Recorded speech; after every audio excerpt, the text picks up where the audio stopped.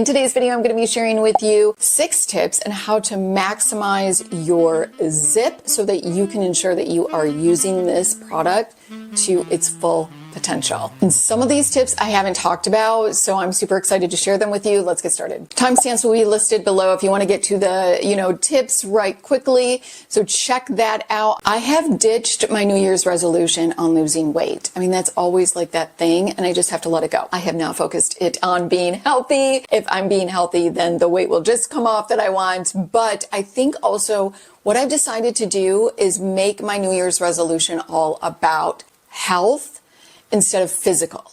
So, and that includes skin health. Let's get our skin into the best shape for the summer months. And you can definitely do that with a good skincare routine, SPF daily, and the help of beauty devices.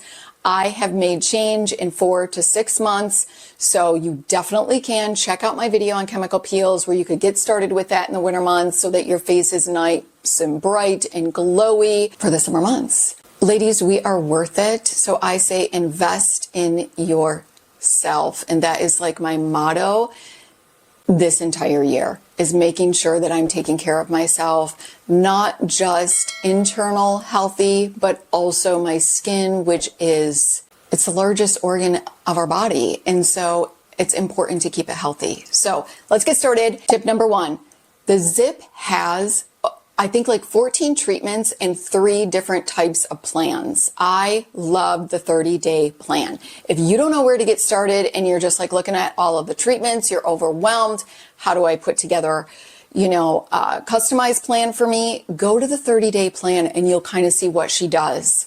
She does not use this every day, and I think that that's really important to know as well, which would be another tip. I'm just putting that into tip number 1, but use this 3 to 5 times a week. So what I like to do is do the 30-day plan, and then I also like to add in 2 more treatments. I love the electric zone, which is going to help with brightening the skin and evening out skin texture. And I also love the founder's favorite, which is 100% nanocurrent.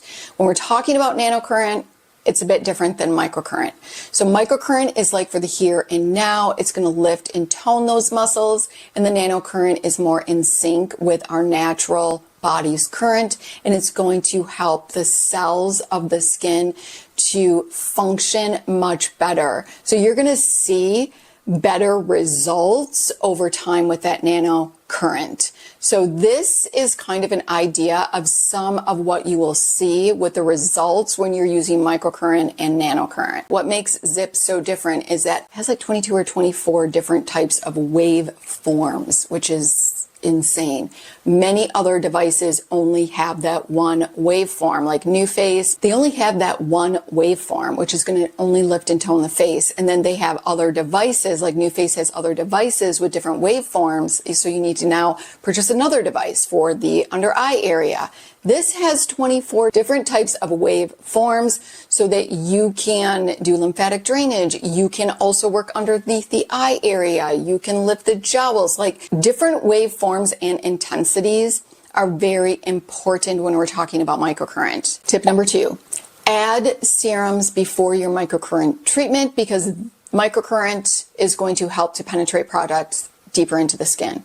During the day, I love to use vitamin C, also pigment inhibitors, also Jodylynn. She's got eye treatments. I love to use my Niod eye cream, which has all of those beautiful ingredients that are going to help the under eye area. So I love to add that on and then go on with my eye treatment. Maximizing your treatment by using those wonderful skin food on the face before the treatment is going to help to penetrate the products deeper into the skin. So you're going to get just a beautiful glow. You'll get, really good, healthy skin over the long term as well. In the evening, I love to use growth factors and peptides, copper peptides. I would not use anything irritating, glycolic acid, retinoids, because you don't need to penetrate them deeper into the skin and they're just going to irritate your face and you're not going to be happy. So don't do that. Number 3, if you have any twitching in the face or you feel that your face is like really tense, intense after using the Ziip, cut back. That means that you're overusing it, and we don't want to overuse beauty devices. This is going to be your exercise. This is going to be your workout. This is going to be your muscle strengthener. That's what this does on your face. So you would not work, let's say you wouldn't do bicep curls every single day. You're not going to want to do that for the face as well. You could potentially injure. You're not going to injure your face, but the twitching lets you know that you're overdoing it, and results you're just not going to be happy with. So you want to balance it 3 to 5 times a week. Always taking a couple of days off is really important for good skin rejuvenation and good skin health. Number 4, this is my personal opinion. I would not use the instant gratification treatments on the forehead, the neck, the eye area, and the lips and mouth area, because that is strictly microcurrent and it's very intense. And so microcurrent shortens the muscle. Okay. And if you're using it at a high intense level, it's really going to help to strengthen and shorten those muscles. But on these areas where you have those wrinkles, you actually want to lengthen the muscles. You don't want anything that's going to be really high intense. So it is also the same on around the mouth and also on the neck. You don't want to shorten those muscles because they're already tense. Do you see what I'm saying? So you want, I suggest not using that on those areas. Another thing is when doing these movements, go slow. I saw her do a video where she was doing a facial on a client, and she just went really slow with the movements.